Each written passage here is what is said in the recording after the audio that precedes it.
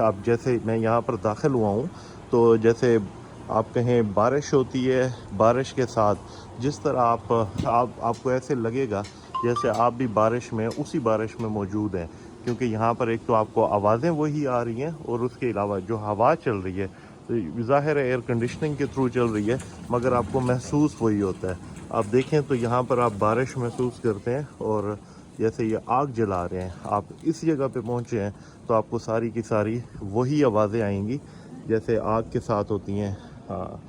जो मटेरियल्स ये यूज़ करते थे और जो इस लाइफ में था, तो ये इसकी बहुत छोटा सा पार्ट है जो आप इस वीडियो में देख रहे हैं। इसके साथ साथ ये आप देखें जिस तरह के वो ड्रेसेस वगैरह पहनते थे और ऊपर नकाब, जो मुझे देख के बड़ा खूबसूरत लगा है कि आज भी इसी तरह का पर्दा है जो यहाँ पर कतर में आपको बड़ा एक्टिवली लोग करते हुए नज़र आते हैं।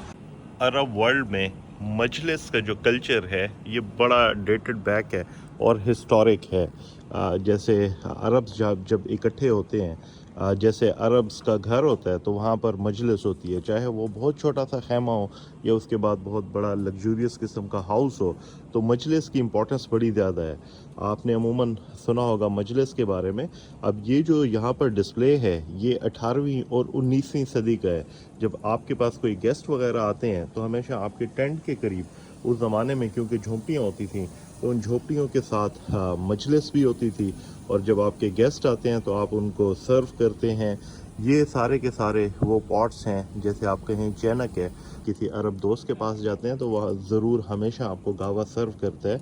और उसके साथ साथ मजलिस क्योंकि सीटिंग का, रिलैक्स करने का, ट्रेड के हवाले से इस तरह के चीज़ों के लिए बहुत फेमस और मशहूर था। आज भी जब आप किसी अरब दोस्त के साथ मिलने जाते हैं तो उनकी मजलिस ज़रूर होती है, तो उसमें वो आपको गावा भी सर्व करते थे, खाना पीना, कुकिंग भी अमूमन उसके इर्द गिर्द करीब हो रही होती थी ताकि आप बैठें, गपशप लगाएं, रिलैक्स करें, एंजॉय करें।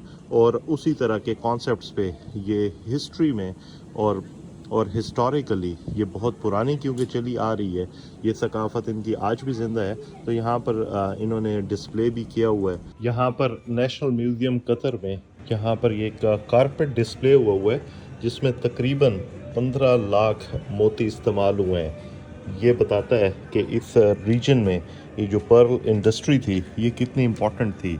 इसमें इवन यहाँ तक के डायमंड्स, रूबी, एमरल्ड, ये सारे के सारे डिस्प्ले हुए हैं। और इसे अगर आप क्लोजली देखें, या जैसे यहाँ पर ये डिस्प्ले हुआ है तो इसमें आपको नज़र आएगा कि बेशुमार मोती इसमें इस्तेमाल हुए हैं। ये इंडियन महाराजा ने बेसिकली ये ऑर्डर किया था, और ये बसरा क्योंकि बहुत बड़ा ट्रेडिंग हब था, वहाँ से ट्रेडिंग होती थी इन सारे पर्ल्स की।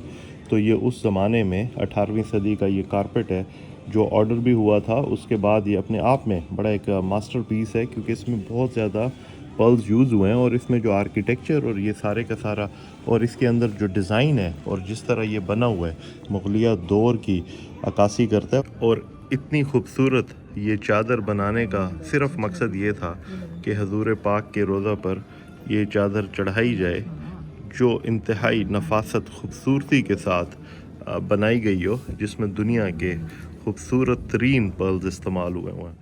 उम्मीद है ये आज की वीडियो आपको अच्छी लगी होगी। अगर आपको अच्छी लगी और इंटरेस्टिंग लगी है तो इसे ज़रूर शेयर कर दें। Thank you for watching.